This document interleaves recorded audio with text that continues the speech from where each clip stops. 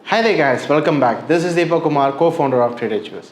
So இந்த வீடியோவில் என்ன பார்க்க போகிறோன்னா, போன வாட்டி நம்ம பிரேக் அவுட் ட்ரேடிங் பற்றி பார்த்துருப்போம். அதே மாதிரி இந்த விஷயத்தில் என்ன பார்க்க போகிறோம் இந்த வீடியோவில் பார்த்தீங்கன்னா, மக்கள் பண்ணுற 5 மிஸ்டேக் ட்ரேடிங்க்கு வரும்போது. நான் அந்த வீடியோவிலே சொல்லியிருப்பேன் என்னென்னா, பிரேக் அவுட்னு ஒரு வார்த்தை கேள்விப்பட்டவனே என்ன பண்ணிடுறாங்கன்னா, ட்ரேடிங்க்கு போகிறாங்க, அதை பற்றி ரிசர்ச் பண்ணுறதும் இல்லை, மற்ற விஷயங்கள்லாம் பண்ணுறதும் கிடையாது.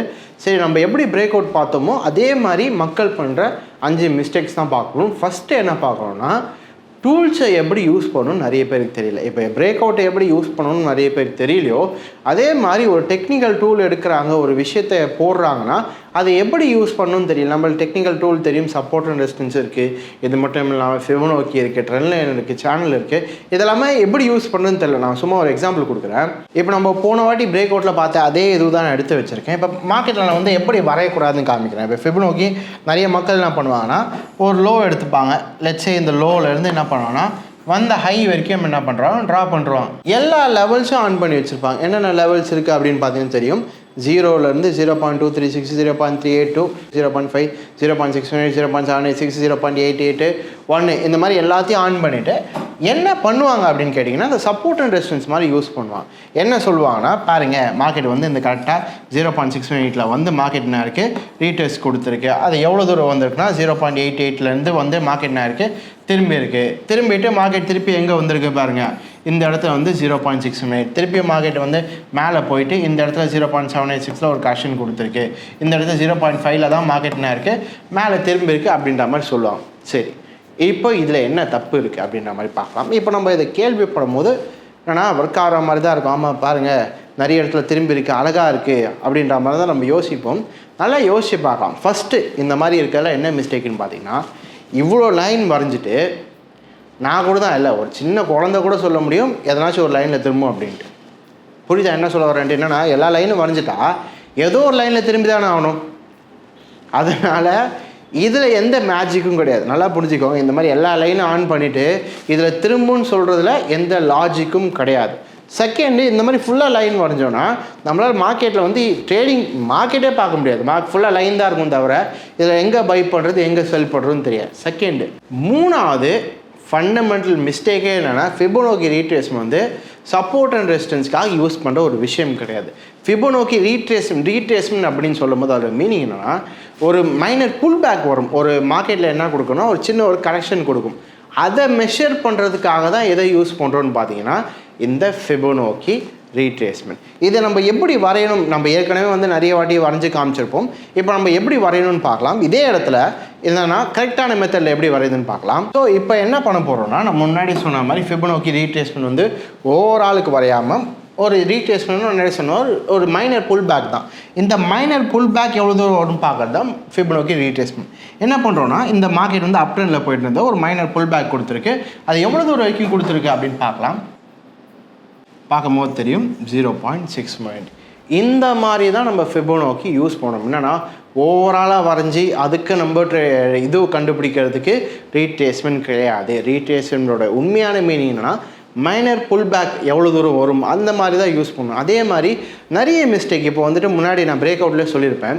இப்போ பிரேக் அவுட்டில் பார்த்தீங்கன்னா எப்போதுமே அப் ட்ரெண்டில் இருக்கும் போது என்ன தான் ரெசிஸ்டன்ஸ் இருக்குன்னா, அதை பார்த்து என்ன பண்ணிகிட்டு இருக்கும், உடச்சிட்டு போயிட்டே தான் இருக்கும். நீங்கள் என்ன பண்ணிக்கலாம், பை பண்ணிகிட்டே இருக்கலாம். ஏன் அப்படின்னா, மார்க்கெட் அப் ட்ரெண்டில் இருக்கும் போது மார்க்கெட் உடச்சிட்டு மேலே உடச்சி போயிட்டே தான் இருக்கும். அந்த சப்போர்ட்டை உடைக்கிறது உங்களுக்கு என்னவா இருக்கலாம்னா, ஃபேக் அவுட்டாக இருக்கலாம். என்னென்னா, மக்களை ஏமாத்துறதுக்கு இந்த மாதிரி ஒரு விஷயத்தை காமிச்சிட்டு அதுக்கப்புறமா என்ன பண்ணணும், ட்ரெண்டுக்கு ஏற்ற மாதிரி மார்க்கெட் மேலே போகும். இதுனால தான் என்ன ஆகுதுன்னா, நிறைய பேர் லாஸ் ஆகுது. என்னென்னா, ஒரு விஷயத்தை பார்க்குறாங்க, அதை ரிசர்ச் பண்ணாமல் என்ன பண்ணுறது, ட்ரேட் பண்ணுறது. அதனால் நம்ம ஃபஸ்ட்டு புரிஞ்சிக்க வேண்டிய விஷயம் என்னென்னா, ட்ரேடிங் ஈஸி தான். ஆனால் அது எப்போ ஈஸி ஆகும்னா, நம்ம ஃபஸ்ட்டு வேலையெல்லாம் முடிச்சிட்டோம், ரிசர்ச் எல்லாம் பண்ணி முடிச்சிட்ட பிறகு தான் ட்ரேடிங் ஈஸியாக இருக்கும். தவிர நம்ம ஸ்டார்டிங்லேயே ஈஸியாக இருக்கும்னா கஷ்டம் தான். ஏறுறது கஷ்டமாக தான் இருக்கும். ஆனால் ஏறி முடிச்சிட்ட பிறகு வானத்தில் அந்த மாடியிலேருந்து அந்த வியூவை பார்க்கும் போது தான் அது ஈஸியாக அழகாக இருக்கும். தவிர மக்கள் பண்ணுற மிஸ்டேக் என்னென்னா, அதை ஏறாமலே என்ன பண்ணிடுவாங்கன்னா, நிறைய விஷயங்களை அதை புரிஞ்சிக்காமலே ட்ரேடிங்குள்ளே போயிடுவாங்க. ஆனால் நீங்கள் புரிஞ்சிக்க வேண்டிய விஷயம், ஃபஸ்ட்டு ட்ரேடிங் டூலை எப்படி யூஸ் பண்ணணும்னு தெரியணும். இது ஃபஸ்ட்டு விஷயம். செகண்ட் என்னென்னா, நிறைய மக்களுக்கு மணி மேனேஜ்மெண்ட் மெயினாக தேவைப்படுது. ஏன் அப்படி நான் சொல்கிறேன்னா, மணி மேனேஜ்மெண்ட் தான் பெரிய இஷ்யூவாக இருக்குது. இப்போ நம்ம நார்மலாக ஒரு விஷயத்தை நம்ம பணத்தை சம்பாதிக்கிறோன்னா, நம்ம வந்து நார்மல் சேலரிக்கே நம்ம என்ன பண்ணுறது இல்லைன்னா மணி மேனேஜ்மெண்ட் பண்ணுறது இல்லை. நம்மளுக்கு எவ்வளோ காசு வருதோ என்ன பண்ணிகிட்ருக்கோம், செலவு பண்ணிகிட்ருக்கோம். அந்த மாதிரி நம்ம பண்ணோன்னா என்ன தான் நம்ம சம்பாதிச்சாலும் நம்ம சம்பாதிக்கிற காசு என்ன ஆகுது, பத்தவே பத்தாது. இதுதான் நிறைய பேர் என்ன பண்ணுறாங்கன்னா ட்ரேடிங்க்கும் வராங்க, ட்ரேடிங்கில் வர சம்பாத்தியத்தையும் என்ன பண்ணிடுறாங்கன்னா அவங்க வந்து செலவு பண்ணிடுறாங்க, இன்வெஸ்ட்மெண்ட் பண்ணுறதே கிடையாது. ஃபர்ஸ்ட் ஆஃப் ஆல் புரிஞ்சிக்க வேண்டிய விஷயம் என்னென்னா, நீங்கள் ட்ரேடிங்கில் சம்பாதிக்கிறதும் செலவு பண்ணுறது கிடையாது, அதுலேயும் என்ன பண்ணணும், இன்வெஸ்ட் பண்ணணும். அதனால தான் நான் எப்போதுமே சொல்லுவேன்னா 50-30-20 அப்படின்ற ரூல் இருக்குது. என்னென்னா ஒரு 1 lakh வச்சுருக்கீங்கன்னா என்ன பண்ணணும்னா 50% லட்சம் நீங்கள் ட்ரேடிங்க்கு யூஸ் பண்ணுறீங்க. 1 lakhனா 50,000 நீங்கள் என்ன பண்ணிக்கலாம், ட்ரேடிங்க்கு யூஸ் பண்ணிக்கலாம்.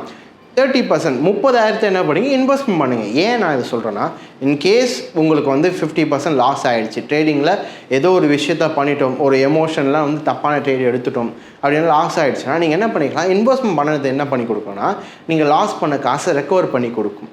எப்போதுமே வாரன் பஃபெட் சொல்கிறது என்னென்னா, எல்லா மூட்டையும் ஒரே பேஸ்கெட்டில் போடாதீங்கன்னா, இதுக்கு மட்டும் கிடையாது, ஸ்டாக்கை பிரித்து போடுறது மட்டும் கிடையாது, இந்த மாதிரி காசை பிரித்து போடுறதும் தான். என்னென்னா 50% ட்ரேடிங்க்கும் 30% வந்து இன்வெஸ்ட்மெண்ட்டுக்கும் போடுங்க. 20% வந்து நம்ம அப்படியே வைக்கிறது நல்லது. ஏன் நான் 20% மட்டும் அப்படியே வைக்க சொல்கிறேன்னா, நிறைய பேர் மக்கள் என்ன சொல்கிறாங்கன்னா, காசு சும்மா வைக்கக்கூடாது சார், அது வந்து ட்ரேடிங்கில் போகணும், இன்வெஸ்ட்மெண்ட் பண்ணணும் அப்படின்ற மாதிரி சொல்லுவாங்க. ஏன் நான் 20% மட்டும் சும்மா வைக்க சொல்கிறேன்னா, இன்கேஸ் 50% லாஸ் ஆகிடுச்சுன்னா 30% உங்களுக்கு என்ன பண்ணிட்டு கொடுத்துரும், ரெக்கவர் பண்ணி கொடுத்துரும். இன்கேஸ் ஒரு ரேர் சினாரியோவில் 80% லாஸ் ஆகிடுச்சின்னு வச்சுக்கோங்களேன். அப்போ நீங்கள் என்ன பண்ணிக்கலாம், மீதி இருக்க 20%லேருந்து ஃபஸ்ட்லேருந்து ஃப்ரெஷ்ஷாக ஸ்டார்ட் பண்ணி என்ன பண்ணிக்கலாம், ரெக்கவர் பண்ணிக்கலாம்.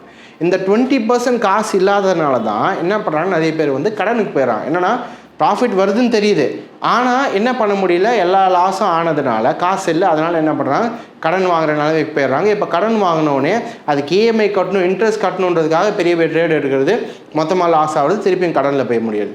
அதனால தான் நான் என்ன சொல்கிறேன், மணி மேனேஜ்மெண்ட் ரொம்ப முக்கியம். என்னென்னா 50-30 யூஸ் பண்ணுங்கள், 20% எப்போதுமே நீங்கள் என்ன பண்ணுங்கள் வச்சுக்கோங்க. இதை தான் வந்து நம்ம நார்மலாக வந்து சேலரிக்கும் நம்ம யூஸ் பண்ணிக்கலாம்.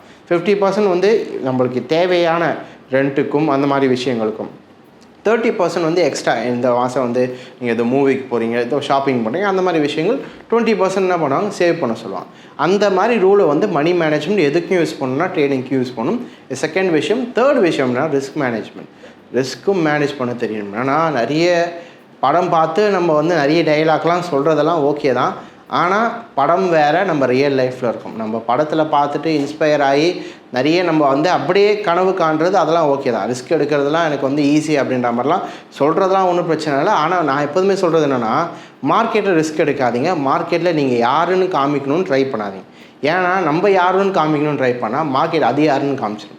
இது எப்போதுமே நான் சொல்கிற விஷயம். அதனால் மார்க்கெட்டில் வந்து ரொம்ப ரிஸ்க் எடுக்கக்கூடாது. ஒரு பிஸ்னஸ்னால் அதுக்கு என்ன ரிஸ்க் எடுக்கணுமோ அதை மட்டும்தான் எடுக்கணும். எவ்வளோ ரிஸ்க் எடுக்கலாம் அப்படின்னு கேட்டிங்கன்னா, ஒரு ட்ரேடுக்கு உங்கள் கேபிட்டல்லேருந்து 5% மேலே ரிஸ்க் எடுக்கவே கூடாது. 5% மேலே போகுதுன்னா அது ஒரு நல்ல ட்ரேடே கிடையாது.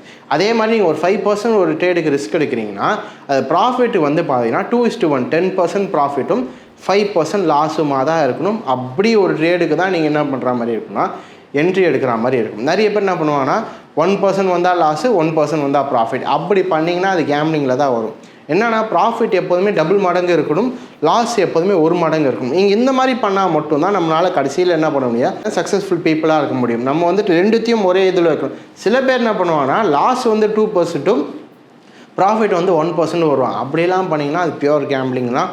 அந்த மாதிரி ட்ரேடிங் பண்ணக்கூடாது. ஆனால் ரிஸ்க் மேனேஜ்மெண்ட் யூஸ் பண்ணுங்கள். எவ்வளோனா ஒரு ட்ரேடுக்கு மேக்ஸிமம் 5% மேலே என்ன பண்ணக்கூடாது, ரிஸ்க் எடுக்கக்கூடாது. 4வது விஷயம் பேராசை. என்னன்னா மார்க்கெட்டில் பார்த்தீங்கன்னா நம்ம ஒரு 1000 ரூபாய் சம்பாரிச்சுன்னு வச்சுக்கோங்களேன், நம்ம தான் மார்க்கெட் அப்படின்ற மாதிரி ஒரு எண்ணம் நம்ம எல்லாருக்கும் வரதான் செய்யும்.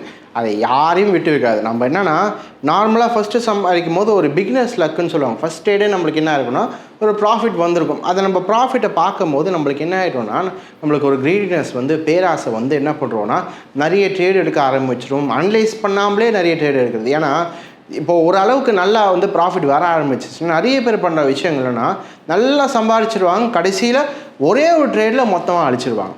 அந்த க்ரீடினஸ் தான். நான் எப்போதுமே ஒரு கதை சொல்லுவேன். என்னென்னா ஒரு ஃபார்மர் இருந்தார், அவர்கிட்ட பார்த்தீங்கன்னா வாத்து இருந்துச்சு. அந்த வாத்து என்ன பண்ணிச்சான், திடீர்னு ஒரு நாள் தங்க முட்டை போட்டுச்சான். டெய்லி என்ன பண்ணிச்சான், தங்க முட்டை போட்டுச்சான். டெய்லியும் அந்த ஃபார்மர் என்ன பண்ணான்னா வித்துக்கிட்டே வந்தாராம். திடீர்னு அவருக்கு ஒரு நாள் யோசனை, என்னென்னா டெய்லி ஒன்று ஒன்றா எடுத்துகிட்டு இருக்கோமே, ஏன் அதை வயிற்று அறுத்து பார்க்கக்கூடாது, வயிற்றுக்குள்ளே எவ்வளோ இருக்கும், என்னென்னா டெய்லியும் ஒன்று ஒன்று போடுதுன்னா அப்போ வயிற்றுக்குள்ளே எவ்வளோ வச்சுருக்கோம் அப்படின்ற மாதிரி என்ன பண்ணாராம் யோசித்து வயிற்று அறுத்து பார்த்தாராம். கடைசியில் அதில் ஒரு முட்டையும் கிடைக்கல. லாஸ் யாருக்குன்னு பார்த்தீங்கன்னா அந்த ஃபார்மர் தான். இப்போ இதில் என்ன சொல்கிறோன்னா பேராசைன்னு சொல்லுவாங்க. என்னென்னா பேராசைனால தான் என்ன பண்ணார், கட் பண்ணி பார்த்தாரு. இன்னொரு விஷயம் புரிஞ்சுக்கணும், நிறைய மக்களுக்கு என்னென்னா பேராசையும் இருக்குது, அதே மாதிரி ஒரு ஃபியரும் இருக்குது. என்ன ஃபியர்னால், இன்றைக்கி வர ட்ரேடு நாளைக்கு கிடைக்காம போயிடுச்சுன்னா, இன்றைக்கி வர ஒரு தங்க மூட்டை நாளைக்கு கிடைக்காம போயிடுச்சுன்னா, மார்க்கெட் நாளைக்கு இங்கே தானே இருக்க போகுது, மார்க்கெட் வேறு எங்கேனாச்சும் போக போகுது. ஏன்னா நிறைய பேருக்கு வந்து இந்த பேராசை எங்கே வருதுன்னா, ஒரு ப்ராஃபிட் எடுத்துருவாங்க, அந்த ப்ராஃபிட் எடுத்துகிட்ட பிறகு அவனால் கண்ட்ரோலே பண்ண முடியாது. இன்றைக்கே என்ன பண்ணணும், அடுத்த ட்ரேட் போடணும். சும்மா இருக்க முடியாது, கஷ்டம்தான். ஒரு ப்ராஃபிட் எடுத்துட்டோடனே அந்த ப்ராஃபிட்டை பார்க்கும்போது சந்தோஷம் பயங்கரமாக இருக்கும். இன்னொரு ட்ரேட் எடுத்துடலாம். அது மாதிரி ஒரு 3 ட்ரேட் நல்லா ப்ராஃபிட்டில் இருக்கும். 4வது ட்ரேட் என்ன பண்ணுவார், பெரிய லாட்டாக போடுவார். மொத்தமாக என்ன ஆகிடும், வாஷ் அவுட் ஆகிடும். நீங்கள் நல்லா புரிஞ்சுக்க வேண்டிய விஷயம் என்னென்னா, மார்க்கெட்டில் க்ரீடினஸ் வரதான் செய்யும். ஏன்னா மார்க்கெட்டில் சிம்பிளான மெத்தட் சம்பாதிக்கிறதுன்னு பார்த்தீங்கன்னா அந்த மாதிரி வந்து நிறைய மீடியம் கிடையாது. ஏன்னா நம்ம மார்க்கெட்டில் பார்க்கும்போது ஒரு பை பண்ணுறோம், ஒரு செல் பண்ணுறோம், ப்ராஃபிட் வருது. அப்போ நம்மளுக்கு என்ன ஆகுதுன்னா, ஈஸியாக ப்ராஃபிட் பண்ணலாம் அப்படின்ற ஒரு மனநிலைமை வருது. அது மட்டும் இல்லாமல் ப்ராஃபிட் பண்ணதுனால க்ரீடினஸும் அதிகமாகுது. நல்லா புரிஞ்சிக்க வேண்டிய விஷயம் என்னென்னா, மார்க்கெட் வந்து ப்ராஃபிட்டும் கொடுக்கும், ஒழுங்காக பண்ணால் ப்ராஃபிட்டும் கொடுக்கும். நம்ம எதனாச்சும் மிஸ்ஷேவ் பண்ணோன்னா நம்மக்கிட்டேருந்து காசையும் பிடிங்கிட்டு போகும். அதனால் க்ரீடினஸ்ன்றது மார்க்கெட்டில் வரவே கூடாது, எப்போதுமே கண்டென்ட்டாக இருக்கணும்னு சொல்லுவாங்க. 5th என்ன பார்க்குறோன்னா, உங்களுக்கு நிறைய க்ரீடினஸ் இருக்குன்னா இது நீங்கள் மெயினாக ஃபாலோ பண்ண வேண்டிய விஷயம் என்னென்னா, ஸ்டாப் லாஸ். ஏன் இதை நான் ஸ்டாப் லாஸ்ன்னு சொல்கிறேன்னா, நான் ஏற்கனவே ஒரு எக்ஸாம்பிள் கொடுத்துருப்பேன். என்னென்னா, ஒரு மக்கள் என்ன பண்ணுறாங்கன்னா, ஒரு 3 ட்ரேட் ஒரு நாள் ப்ராஃபிட் பண்ணிட்டாங்கன்னா 4வது ட்ரேட் வந்து லாஸ் ஆகுதுன்னு வச்சுக்கோங்களேன். சில பேருக்கு என்ன ஆகுனா, ஃபுல்லாக விட்ருவாங்க, என்ன பெரிய லாட்டாக போட்டு ஃபுல்லாக விட்ருவாங்க. சில பேர் என்ன பண்ணுவாங்கன்னா, ஒரு 3 ட்ரேட் ப்ராஃபிட் வந்துச்சு, 4வது ட்ரேட் வந்து ஒரு சின்ன லாஸ் தான், ஒரு 30,000 ப்ராஃபிட் பண்ண இடத்துல ஒரு 5,000 தான் லாஸ் ஆகுதுன்னு வச்சுக்கோங்களேன். அவங்களால ஏற்றுக்க முடியாது. அவங்க வந்துட்டு இத்தனை நாள் ப்ராஃபிட் பண்ணது என்னடா இந்த மாதிரி லாஸ் ஆச்சுன்னு மாதிரி ஏற்றுக்க முடியாமல் என்ன பண்ணுவாங்கன்னா, மார்க்கெட் கூட போய் சண்டைலாம் போடுவாங்க. நீயா நானா பார்த்துடலாம், இன்றைக்கி யார் ஜெயிக்கிறாங்களா பார்த்துலாம், மொத்தமாக போனால் போட்டும், 1 லட்ச ரூபாய் லாஸ் ஆனால் லாஸ் ஆகட்டும், நீயா நானா பார்த்துடலாம் அப்படின்ற மாதிரி மார்க்கெட் கிட்ட என்ன பண்ணுவாங்க, சண்டை போடுவாங்க. அப்போ சண்டை போடும்போது தான் என்ன ஆகிடும்னா, மொத்தமாக லாஸ் ஆகிடும். அப்போ நீங்கள் பண்ண வேண்டிய விஷயம் என்னென்னா, ஸ்டாப் லாஸ் மெயினாக போட்டாகணும். நீங்கள் ஸ்டாப் லாஸ் போடலன்னு வச்சுக்கோங்களேன், என்ன பண்ணுவோன்னா, மார்க்கெட் கீழே வர நம்ம என்ன பண்ண மாட்டோம், க்ளோஸ் பண்ணவே மாட்டோம், வெயிட் பண்ணிகிட்டே இருப்போம். நம்ம நம்பிக்கை என்ன இருக்குன்னா, மேலே போயிடும். பை பண்ணி வச்சுருக்கீங்க, மார்க்கெட் கீழே வருது, அது என்ன ஆகிடும்னா மேலே போயிடும் அப்படின்ற மாதிரி என்ன பண்ணிகிட்டே இருப்போம்னா, நம்ம வந்துட்டு யோசித்து க்ளோஸ் பண்ணாமல் விட்டுருவோம். அதே மாதிரி ஸ்டாப் லாஸ் போடணும்.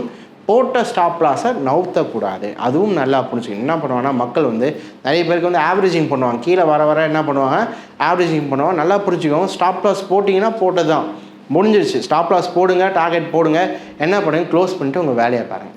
நீங்கள் இல்லை அதே பார்த்துக்கிட்டே இருக்கும் போது தான் நிறைய எமோஷன்ஸ் ப்ளே ஆகிட்டே இருக்கும். க்ரீன் கலர் கேனலுக்கு வரும்போது ப்ராஃபிட்டில் க்ரீன் கலரில் காமிச்சதுன்னா சந்தோஷமாக இருக்கும், ரெட் கலரில் வந்துச்சுன்னா சோகமாகிடும். அதனால் எமோஷன்ஸ் வந்து ப்ளே ஆகிட்டே இருக்கும். நல்லா புரிஞ்சுக்கோங்க, எமோஷன்ஸ் இருக்க தான் செய்யும். அதனால் நீங்கள் ஸ்டாப் லாஸ் போடுங்க, டேக் ப்ராஃபிட் போடுங்க, என்ன பண்ணுங்கள், ட்ரேடை வந்து க்ளோஸ் பண்ணிவிட்டு லேப்டாப்பை க்ளோஸ் பண்ணிவிட்டு என்ன பண்ணுங்கள், வேறு வேலையை பார்க்கணும். அதே மாதிரி இன்னொரு விஷயம் புரிஞ்சுக்கோங்க, என்னென்னா ஸ்டாப் லாஸ் போடுறது தப்பு கிடையாது, ஆனால் எங்கே போடணும்னு தெரியும். நிறைய பேர் ஸ்டாப் லாஸ் போடும்போது என்ன பண்ணுவாங்கன்னா, அவங்களால எவ்வளோ மனசு தாங்க முடியுமோ, எவ்வளோ லாஸ் தாங்க முடியுமோ அவ்வளோதான் ஸ்டாப் லாஸ் போடுவாங்க. சும்மா ஒரு எக்ஸாம்பிள், 1 லட்ச ரூபா வச்சுருக்காங்கன்னா சில பேருக்கு வந்து 500 ரூபா மட்டும் தான் லாஸ் தாங்க முடியும், சில பேருக்கு 1000 ரூபா மட்டும் தாங்க முடியும். என்னென்னா, என்னால் இன்றைக்கி இவ்வளோ லாஸ் தாங்க முடியும் அப்படின்னு சொல்லி என்ன பண்ணுவாங்க, ஸ்டாப் லாஸ் போடுவாங்க. அந்த மாதிரி போடக்கூடாது.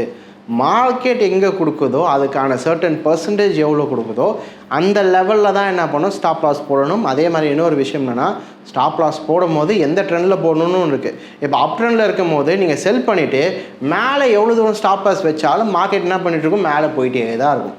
அப்போ ஸ்டாப் லாஸ் அடிக்க தான் செய்யணும். அதனால் ஸ்டாப் லாஸ் போடுறது எவ்வளோ முக்கியமோ அதே மாதிரி எந்த இடத்துல போடணும், எவ்வளோ பர்சன்டேஜ் போடணும், இது எல்லாமே ரொம்ப முக்கியம்.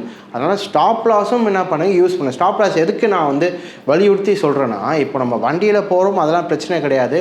நம்ம ஸ்லோவாக போனாலும் ஹெல்மெட் போடுறது எவ்வளோ சேஃபோ அதே மாதிரி நீங்கள் அதான் ட்ரேடிங்கில் பண்ணாலும் சரி, ஸ்டாப் லாஸ்ன்றது கம்பல்சரி போட்டால் மட்டும்தான் நம்ம என்னென்னா திடீர்னு ஒரு ஆக்சிடென்ட் ஆகலாம். ஏன்னா நம்ம நல்லா போயிட்டு இருந்தாலும், இப்போ உதவியாக போயிட்டு இருந்தாலும் எதிர்க்க வரவங்க வந்து என்ன பண்ணலாம், நம்மளை இடிச்சுட்டு போகலாம். அதனால் ஆக்சிடென்ட் எப்போ வரும் எப்படி வரும்லாம் சொல்ல முடியாது. அதனால் ஸ்டாப் லாஸ்ன்றது ரொம்ப முக்கியம். ஹெல்மெட் எப்படி போடுறோமோ, காரில் சீட் பெல்ட் எப்படி போடுறோமோ, ஒரு ட்ரேடும் நம்ம டிசிப்ளின் வரணும்னா ஸ்டாப் லாஸ் போட்டு ட்ரேட் பண்ணால் மட்டும்தான் நம்மளுக்கு என்ன வரும், டிசிப்ளின் வரும். ஸ்டாப் லாஸ் போடுங்க, அதே மாதிரி கரெக்டான இடத்துல போடுங்க. இந்த 5 மிஸ்டேக்ஸ் நிறைய பேர் பண்ணிகிட்ருக்காங்க. அதனால் ஃபஸ்ட்டு என்ன பண்ணுங்கள், ஃபஸ்ட் ரிசர்ச் பண்ணுங்கள், அனலைஸ் பண்ணி பாருங்கள், படித்து என்ன பண்ணுங்கள், ட்ரேட் பண்ணுங்கள். என்னென்னா அப்படியே ட்ரேடிங்குள்ளே வர வேண்டாம். இப்போது ஒரு விஷயத்தை நம்ம ரிசர்ச் பண்ணி பார்க்கணும். ஃபிபோனாக்கி சொல்கிறோம் 1000 வருஷம் முன்னாடி ஒர்க் ஆச்சு, கரெக்டு தான். அது ஏன் இன்றைக்கும் ஒர்க் ஆகுது, என்னென்ன ரூல்ஸ் இருக்குது, அப்ளை ஆகுது, அந்த மாதிரி விஷயங்கள் பார்த்து ட்ரேட் பண்ணால் மட்டும்தான் நம்மளாலேயும் என்ன பண்ண முடியும்னா சக்ஸஸ்ஃபுல் ட்ரேடராக ஆக்க முடியும். இன்கேஸ் நீங்களும் இந்த மாதிரி விஷயங்கள் கற்றுக்கணுன்னா வி டீச் பீப்புள். எப்படின்னா மக்கள் வந்து எப்படி ட்ரேட் பண்ணணும். என்னன்னா நம்ம மெயினாக நம்மளோட ஃபோக்கஸ் என்ன இருக்குன்னு பார்த்தீங்கன்னா, எங்களோட மெயின் ஃபோக்கஸ் என்ன இருக்குன்னா எல்லாருக்கும் வந்துட்டு மீன் பிடிக்க கற்று தரணும். ஏன்னா இப்போ நாங்கள் மீன் பிடிச்சி கொடுத்துட்டே இருக்கலாம். இப்போ நாளைக்கு ஏதோ ஒன்று ஆயிடுச்சு, நாளைக்கு நீங்கள் வந்து என்ன ஆகிடும்னா மொத்தமாக எங்கள் மேலே டிபெண்ட்டாக இருப்பீங்க. அதுக்காக தான் அந்த மாதிரி இருக்கக்கூடாது, இண்டிபெண்ட்டாக இருக்கணுன்றதுக்காக தான் ஒருத்தருக்கும் மீன் பிடிக்கிறது எப்படின்னு சொல்லித்தரேன். ஏன்னா ஒரு கோட்டையாக இருக்குது, மீன் பிடிச்சி கொடுத்தானா அவனால் என்ன பண்ண முடியாது, ஒரு நாள் சாப்பிட்டு உயிர் வாழ முடியும். இதுவே வந்து மீன் பிடிக்கிறத நம்ம சொல்லி கொடுத்தோன்னா அவங்களே என்ன பண்ணுவாங்கன்னா டெய்லியும் மீன் பிடிச்சி அவங்களே என்ன பண்ணலாம், வாழ்நாள் ஃபுல்லாக வாழலாம்.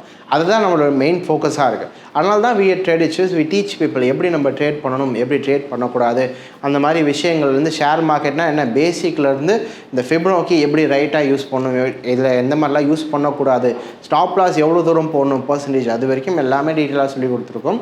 தெரிஞ்ச மாதிரி நம்மளுக்கு 4 பிரான்ச்சஸ் இருக்குது. சென்னை, கோயம்புத்தூர், மதுரை அண்ட் பெங்களூரில் இருக்குது. சென்னை, கோயம்புத்தூர், மதுரையில் பார்த்தீங்கன்னா எவ்ரி மண்டே கிளாஸஸ் ஸ்டார்ட் ஆகும். பெங்களூரில் மட்டும் பார்த்தீங்கன்னா ஃப்ரைடே கிளாஸஸ் இருக்குது. வீக்கெண்ட் பேட்சஸும் இருக்குது. நீங்கள் வீக்கெண்ட் பேட்சஸ் வேணுன்னா கூட இந்த சைடில் இருக்க நம்பருக்கு கால் பண்ணிங்கன்னா அவங்க எல்லா டீட்டெயில்ஸும் கொடுப்பாங்க. இன்கேஸ் உங்களால் வர முடியல, பிரான்ச்சஸ் வர முடியலன்னா ஆன்லைன் கோர்சஸும் இருக்குது. ஆன்லைன் கோர்சஸிலும் நீங்கள் என்ன பண்ணிக்கலாம், என்ரோல் பண்ணிக்கலாம். ஸோ எனக்கு தெரிஞ்சு இந்த வீடியோ பிடிச்சிருக்குன்னு நினைக்கிறேன்னா 5 மிஸ்டேக்ஸ், மக்கள் பண்ணுற 5 மிஸ்டேக். நம்ம என்ன பண்ணலாம், இதுக்கப்புறமா நம்ம ட்ரேடிங் பண்ணும்போது இந்த 5 மிஸ்டேக் அவாய்ட் பண்ணிவிட்டு எப்படி நம்ம கரெக்டாக பண்ணணுமோ அந்த மெத்தடெல்லாம் என்ன பண்ணலாம், ரிசர்ச் பண்ணி நம்ம என்ன பண்ணலாம், ஃப்ரெஷ்ஷாக ஸ்டார்ட் பண்ணலாம். ஸோ எனக்கு தெரிஞ்சு இந்த வீடியோ ரொம்ப யூஸ்ஃபுல்லாக இருக்கும்னு நினைக்கிறேன். இதே மாதிரி நான் அடுத்த வீடியோ சந்திக்கிறேன். Until then, take care. Bye.